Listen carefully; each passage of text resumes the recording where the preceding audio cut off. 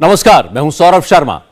2024 का सेमीफाइनल आज से शुरू हो गया। 2023 का सबसे टफ चुनाव आज डिक्लेयर कर दिया गया है। कर्नाटक में 10 मई को वोट डाले जाएंगे और 13 मई को फैसला आ जाएगा।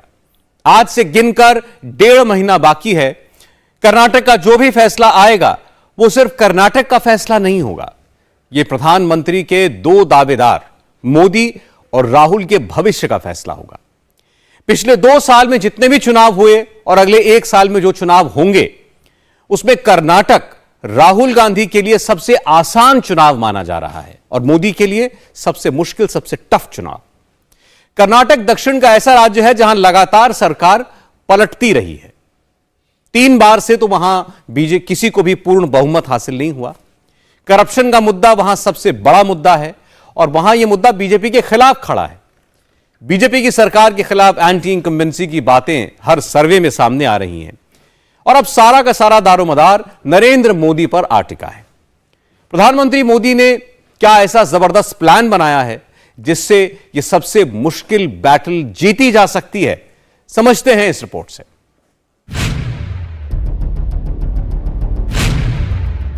मोदी के पास विचारधारा है। मोदी हिंदुत्ववादी हैं। मोदी के पास राष्ट्रवाद की ताकत है। कैडर बेस्ड पार्टी है।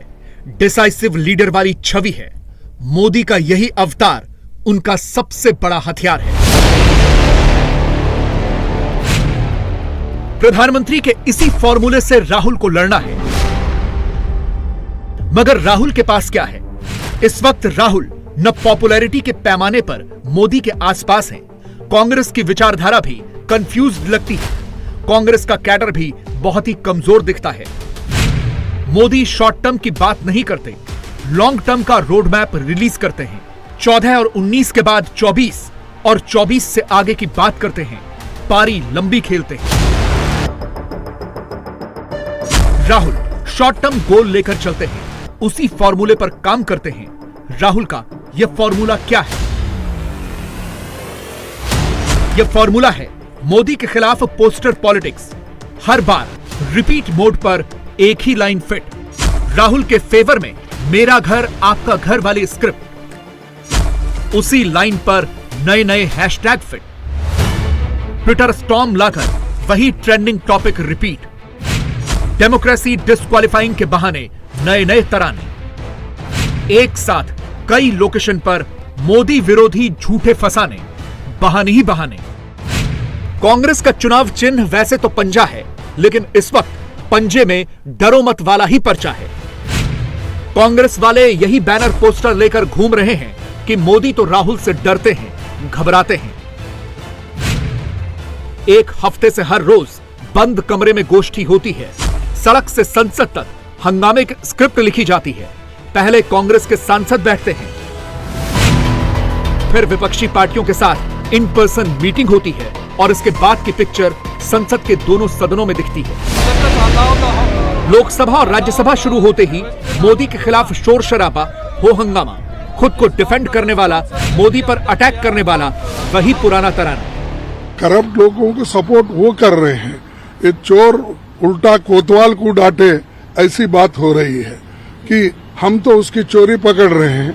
उन्होंने जो अदानी को इतना सपोर्ट क्यों कर रहे हैं, उनके बारे में क्यों बात नहीं कर रहे हैं, ये हम उनसे पूछ रहे हैं। वो उल्टा हमको बोल रहे हैं सारे अपोजिशन के लोग भ्रष्ट हैं, अपने भ्रष्टाचार छुपाने के लिए। अरे आप तो बड़े बड़े चोरियां करके उनको डिफेंड करते जा रहे हैं और दूसरों को आप चोर बोल रहे हैं। तो क्या विरोधियों के इस फॉर्मूले पर ही लोग वोट करते हैं? जवाब है नहीं, अब तक तो नहीं। राहुल की सबसे बड़ी प्रॉब्लम तो यही है कि वो मोदी के खिलाफ कुछ नया लेकर नहीं आ पा रहे। वही पुरानी घिसी पिटी कहानी सुना रहे हैं। मसलन 19 में चुनावी नतीजे आने से पहले ही कांग्रेस ने ढोल बजाना शुरू कर दिया था कि मोदी तो चुनाव हार गए। और अब कर्नाटक में चुनाव का ऐलान होने के साथ ही 19 की ही तर्ज पर 13 मई बीजेपी गई के स्क्रीनशॉट घूमने लगे हैं। टेक्स्ट बदल बदल कर नैरेटिव बनने लगे हैं। कांग्रेस की हालत यह है कि अब वो इसी बात से खुश है कि राहुल को कितने लाइक्स और कितने रीट्वीट्स मिल रहे हैं। ट्विटर पर तो राहुल मोदी पर भारी पड़ रहे हैं, कांग्रेस इसी में अपनी जीत देख रही है। लेकिन ग्राउंड पर रियलिटी यही है कि लोकप्रियता के पैमाने पर प्रधानमंत्री के तौर पर 53% लोगों की पसंद मोदी ही है, जबकि राहुल के फेवर में बोलने वालों का परसेंटेज सिर्फ 14% ही है। मिस्टर राहुल गांधी का यह विचार है कि इस देश पे राज करना उनका अधिकार है, उनका जन्मसिद्ध अधिकार है, ऐसा उनका सोचना है। वो एंटाइटलमेंट की राजनीति करते हैं। उनको लगता है कि एक परिवार में पैदा हो गए तो देश पे राज करना उनका जन्मसिद्ध अधिकार बन जाता है। उनको लगता है कि कॉन्स्टिट्यूशन, कोर्ट, पार्लियामेंट, ये सब क्या व्यवस्था है, वो सब इन सब से अपने आप को ऊपर मानते हैं। राहुल के पास पब्लिक का सपोर्ट तो नहीं दिख रहा, लेकिन ट्विटर पर पहला टेक्स्ट क्या चिपकता है कि बब्बर शेर संसद पहुंच गया। दूसरा टेक्स्ट फिट होता है कि राहुल अपने लक्ष्य पथ पर निकल चुके हैं। और जब राहुल संसद से बाहर निकलते हैं तो नैरेटिव यह बनता है कि राहुल ने चाय पे चर्चा की, बीजेपी की विदाई यात्रा शुरू कर दी। ट्विटर पर राहुल के फेवर में ट्रेंड सेट करके 1000-2000 लाइक्स तो मिल सकते हैं, लेकिन क्या इससे पब्लिक का वोट मिल सकता है? इसे कुछ आंकड़ों से समझिए। एक सर्वे के मुताबिक 37% लोगों की राय है कि 2024 में प्रधानमंत्री का चेहरा सबसे इंपॉर्टेंट होगा। और मोदी वर्सेस राहुल के इस कॉन्सेप्ट में सैफ्रॉन पार्टी को क्लियर कट एज है।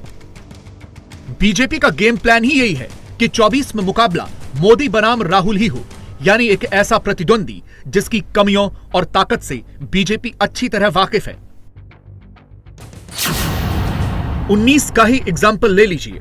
तब बीजेपी और कांग्रेस के बीच 186 1-to-1 कॉन्टेस्ट हुए थे, जिसमें से बीजेपी ने 92% के स्ट्राइक रेट के साथ 171 सीटें जीती थी।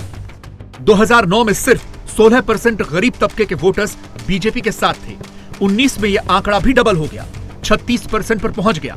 सीधा नुकसान कांग्रेस को हुआ। बीजेपी इसी पिच को 24 तक ले जाना चाहती है। राहुल पर अटैक, काउंटर अटैक, सब इसी स्क्रिप्ट का हिस्सा है। राहुल गांधी एक ऐसे नेता हैं जिनको ना तो राष्ट्र की जानकारी है और ना राष्ट्र नीति की। कांग्रेस देश के लिए समस्या है और कांग्रेस की समस्या राहुल गांधी है। राहुल गांधी कांग्रेस के लिए राहुल नहीं राहु बन गए। इसलिए पूरे देश में तो अमृत काल चल रहा है, कांग्रेस में राहु काल चल रहा है। अगर राहुल जी नेहरू गांधी परिवार से ना होते तो कहां होते? गांधी नेहरू परिवार के गुलाम नेता उनको जबरदस्ती राष्ट्रीय नेता बनाने पर तुले हुए। राहुल गांधी गांधी नेहरू परिवार के सबसे असफल, सबसे कमजोर, गैर जिम्मेदार, लापरवाह और अहंकारी नेता है। ये अहंकार में डूबे हुए राहुल गांधी अलग अलग वर्गों का अपमान करते हैं, जातियों का अपमान करते हैं। राहुल गांधी जानते हैं कि पिछड़ा वर्ग उन्हें चुनौती नहीं दे सकता, तो कुछ भी बोल दो। अभी तो केवल सांसद ही गई है और बंगला गया है। कांग्रेस ने अगर पिछड़ों से टकराने की कोशिश की तो एक दिन कांग्रेस का अस्तित्व भी चला जाएगा। यह बात सही है कि संसद की सदस्यता जाने के बाद राहुल 8 साल तक चुनाव नहीं लड़ सकते, लेकिन उनके पास आखिरी रास्ता बचा है। अगर राहुल को 24 का चुनाव लड़ना है तो उन्हें जल्द ही अदालत में अपील दाखिल करनी होगी और अपील दाखिल करने के बाद उन्हें सजा पर स्टे लेना होगा। अगर ऐसा हुआ तो वो फिर से चुनावी रेस में आ जाएंगे। चुनाव आयोग ने इसीलिए वायनाड सीट पर उपचुनाव का ऐलान नहीं किया है। राहुल को एक नई लाइफलाइन दी है। राहुल कमबैक कर सकते हैं। लक्षद्वीप के सांसद मोहम्मद फैजल की तरह राहुल की सदस्यता भी बहाल हो सकती है और बीजेपी मन ही मन यही चाहती है। चुनावी एक्सपर्ट्स भी मानते हैं कि राहुल के नाम पर कांग्रेस जो माहौल खड़ा करने की कोशिश कर रही है वो कर्नाटक चुनाव के लिए डिजाइन नहीं किया गया है। वो तो कांग्रेस का 24 वाला मास्टर प्लान है। मोदी चाहते हैं और हम सब जानते हैं कि कोर्ट पे दबाव बनाना और इसके पीछे इनका बहुत बड़ा राज है। तो भागे कौन? भागे मोदी। मैं कहना चाहता हूं मोदी जी को, मोदी जी इधर उधर की बात मत करो, बताओ काफिला क्यों लूटा। हम यह जानना चाहते हैं, आप आधिकारिक रूप से क्यों नहीं बयान देते हैं कि अदानी के साथ मेरा कोई रिश्ता नहीं है। नोट करने वाली बात यह है कि जब से राहुल की सदस्यता गई है तब से पूरा का पूरा विपक्ष एक तरह से राहुल के पीछे आकर खड़ा हो गया है और बीजेपी इससे भीतर ही भीतर खुश है, क्योंकि राहुल गांधी को जितना माइलेज मिलेगा, राहुल जितने लाइमलाइट में रहेंगे, 24 में मोदी के सामने उतने कम विरोधी होंगे। क्योंकि विपक्षी खेमे में राहुल का कद बढ़ने से कई सारे प्राइम मिनिस्ट्रियल कैंडिडेट्स खफा होंगे, आपस में ही लड़ेंगे। इसीलिए नेगेटिव ही सही, बीजेपी स्ट्रेटजी के साथ राहुल को हीरो बनाने में जुटी है। इसका असर अभी से दिखने लगा है। राहुल ने जब से भरी प्रेस कॉन्फ्रेंस में सावरकर का नाम लेकर मोदी को टारगेट किया है, तभी से महाअघाड़ी खेमा बेचैन है। संजय राउत सोनिया राहुल से मिलने के बाद ट्वीट करके भले ही यह बताएं कि सब ठीक है, चिंता की कोई बात नहीं है, लेकिन अंदर खाने खबर तो यही है कि अब सार्वजनिक मंच पर राहुल वीर सावरकर का नाम लेने से बचेंगे। कहा जा रहा है कि उन्होंने ऐसा कमिटमेंट दे दिया है, इसीलिए संजय राउत भी अब खुलकर बोलने से बच रहे हैं। जो सवाल पूछता है उसकी लोकसभा की सदस्यता रद्द होती है, उनका घर खाली किया जाता है, उनको 2 साल की सजा होती है, क्या यही है आपकी डेमोक्रेसी? लेकिन मेरा घर राहुल गांधी का घर कैंपेन भी अभी सर चल रहा है। जी हाँ, पूरा कर रहे हैं। हम भी उसमें शामिल होंगे। सर एक चीज आखिरी बार एक छोटा सा जवाब चाहेंगे, क्या जो आपकी नाराजगी थी राहुल गांधी से सावरकर को लेके वो दूर हो चुकी है? देखिए, हमारे सभी नेताओं से बातचीत हो गई है, फिलहाल हम उसके ऊपर बात नहीं करेंगे। ये तो राहुल की बात हुई जिन्हें कांग्रेस महान का सर्टिफिकेट बांट रही है, 24 का योद्धा बता रही है।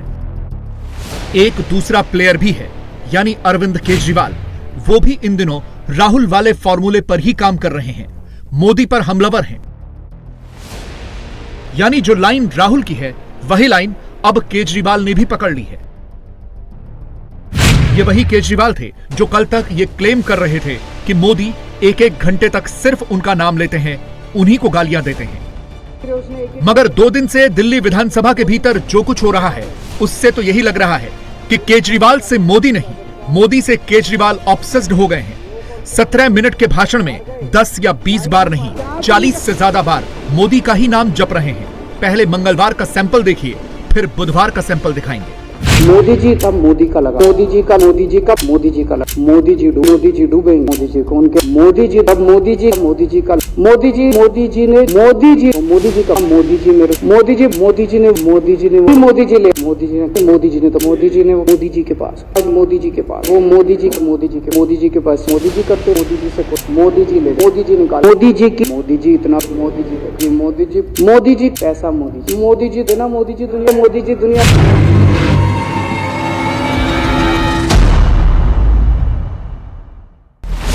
मोदी की इमेज पर यह टारगेटेड अटैक सिर्फ एक फ्रंट से नहीं हो रहा, दूसरा फ्रंट भी है और वो है केजरीवाल का फ्रंट। केजरीवाल कैमरे पर आकर मोदी की छवि को डैमेज करने के लिए मनगढ़ंत कहानियां सुनाए जा रहे हैं और जब इतने निचले स्तर के बयान से भी मन नहीं भरा तो अनर्गल आरोप लगाते हुए सबसे भ्रष्ट प्रधानमंत्री का सर्टिफिकेट बांटे जा रहे हैं। मोदी जी इतने स्वार्थी आदमी हैं कि अगर केवल मामला दोस्ती तक होता तो 2 मिनट में उसको साइड करते और कहते मेरा कोई लेना देना नहीं इससे। अभी भी उसको बचाने में लगे हुए हैं। अडानी तो केवल फ्रंट है, अडानी में सारा पैसा मोदी का लगा हुआ है। अडानी के अंदर सारा पैसा मोदी जी का लगा हुआ है। अडानी केवल फ्रंट है। अडानी तो केवल मोदी जी का पैसा मैनेज करता है, मैनेजर है। मोदी जी का ख्वाब है, उनका सपना है कि वो दुनिया के रिचेस्ट मैन बनना चाहते हैं। प्रधानमंत्री तो बन गए, वो दुनिया के रिचेस्ट मैन बनना चाहते हैं। मोदी जी इतना पैसा लेके कहां जाओगे? जितना कांग्रेस ने 75 साल में नहीं लूटा, उससे 10 गुना इन्होंने 7 साल के अंदर, 8 साल के अंदर लूट लिया था। केजरीवाल का Modi Modi back to back दूसरे दिन भी सुनाई दिया। से पल्ला झाड़ने के लिए केजरीवाल ने अब मोदी को ही भ्रष्ट बता दिया। सुविधा अनुसार ये ईडी और सीबीआई ने सारे भ्रष्टाचारियों को एक मंच पे इकट्ठा कर दिया। ईडी और सीबीआई ने सारे भ्रष्टाचारी, किसी गलती है। ईडी और सीबीआई ने इस देश के सारे भ्रष्टाचारियों को एक पार्टी में इकट्ठा कर दिया,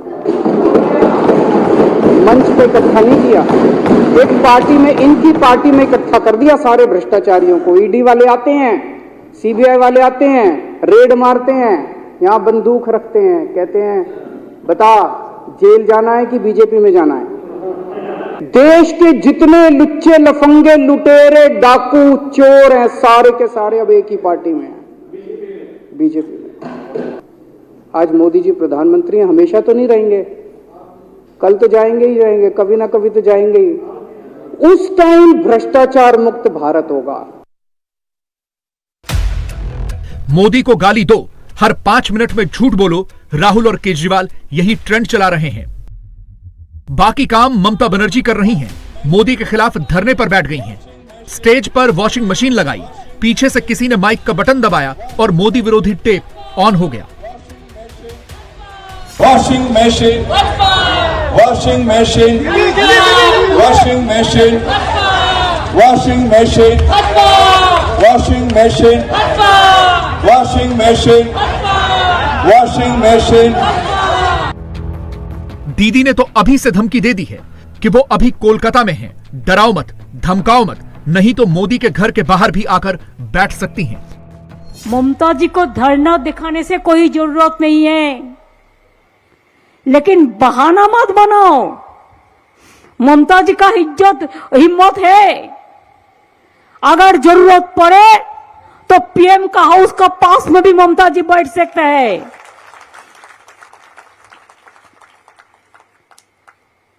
इतना हिम्मत तो हमारा है, हम तो पब्लिक रिप्रेजेंटेटिव है। इंटरेस्टिंग बात यह है कि एक ही दिन पर थोड़ी थोड़ी दूरी पर टीएमसी, बीजेपी और कांग्रेस तीनों ने पैरेलल प्रोटेस्ट किए। बीजेपी ममता सरकार के भ्रष्टाचार के खिलाफ मैदान में थी, तो दीदी और राहुल की पार्टी मोदी के खिलाफ धरने पर बैठी। इससे आप अंदाजा लगा सकते हैं कि 24 का नैरेटिव क्या होगा। मोदी ने तो क्लियर कट इंडिकेशन दे दिया है कि 24 का इलेक्शन करप्शन और परसेप्शन की लड़ाई में तब्दील होगा। इसीलिए विरोधी खेमे में इतनी टेंशन बढ़ी हुई है और सब मोदी पर ऑल आउट अटैकिंग मोड में आ गए हैं।